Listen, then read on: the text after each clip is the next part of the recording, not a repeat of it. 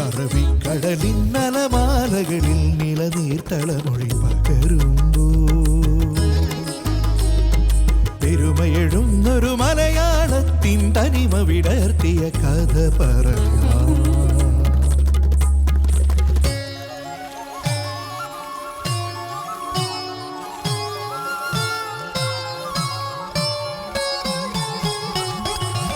തുഞ്ചത്തെഴുത്തച്ഛൻ ചൊല്ലി പഠിപ്പിച്ച പൈങ്കിളിപ്പാട്ടിൻ ഈണം മറന്നു.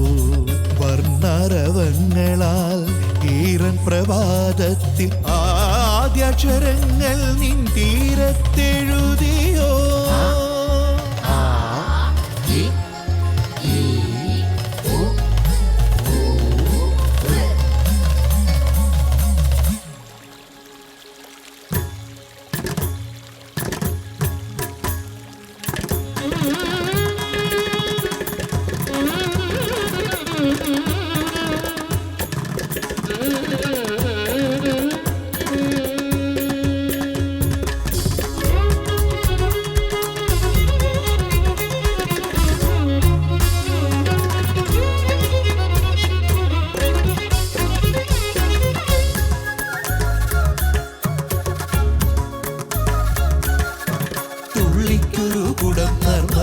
രസകരമായ പാട്ട്. അതെ, ഭാഷയുണ്ടായിരുന്നു അല്ലെ, നിളയുണ്ടായിരുന്നു. അതൊരു നിങ്ങൾ രണ്ടുപേരും ഒന്ന് പറഞ്ഞാ പുകഴ്ത്തിയത് വെറുതെ ആണോ? ഗംഭീരമായി, മിടുക്കി കുട്ടികൾ. Yes, thank you guys. Kozhikode എവിടെയാ മക്കള്? ഡാൻസ് ചെയ്തപ്പോ മറന്നുപോയോ? ഞാനും തപ്പുന്നത് എന്റെ വീട് എവിടാണെന്നുള്ള മട്ടിലായിരുന്നു.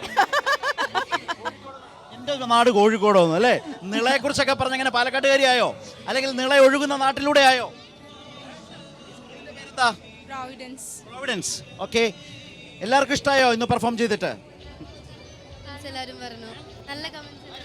കാരണം നിള എന്നുള്ളൊരു തീം, ഒരു വെറൈറ്റി തീം. ആരും ചെയ്തില്ല? ഇല്ല, ആരും ചെയ്തു. ഈ കലോത്സവത്തിന്റെ നിളയ്ക്ക് ഇത്തവണ വലിയ പ്രത്യേകതയുണ്ട്. ഈ ഒന്നാം വേദി നിളയാണ് അല്ലേ അന്ന? ഒന്നാം വേദിയുടെ പേര് എംടിയുടെ ആദര സൂചകമായി കൊടുത്തിരിക്കുന്ന പേര് നിള സെലക്ട് ചെയ്തതെന്ന്. കാരണം എംടിയുടെ വിയോഗത്തിന്റെ വേളയിലാണ് നാം എല്ലാവരും അതിനു മുൻപേ തന്നെ പ്രാക്ടീസ് തുടങ്ങി കാണില്ലേ? Okay, fine. പക്ഷേ ഈ സമയത്ത് അത് വളരെ ഉചിതമായി മാറി. ട്രിബ്യൂട്ട് കൂടിയാവുകയാണ് മലയാളത്തിന്റെ പ്രിയ എഴുത്തുകാരനെ ഓർക്കാൻ, നിളയെ ഓർക്കാൻ ഒക്കെ കോഴിക്കോട് പ്രോവിഡൻസിലെ ഈ കുട്ടികൾ തെരഞ്ഞെടുത്ത തീം അത് ഏറെ വ്യത്യസ്തവും വേറിട്ട് നിന്നു. താങ്ക് യു മക്കളെ, thank you so much. Thank you, by.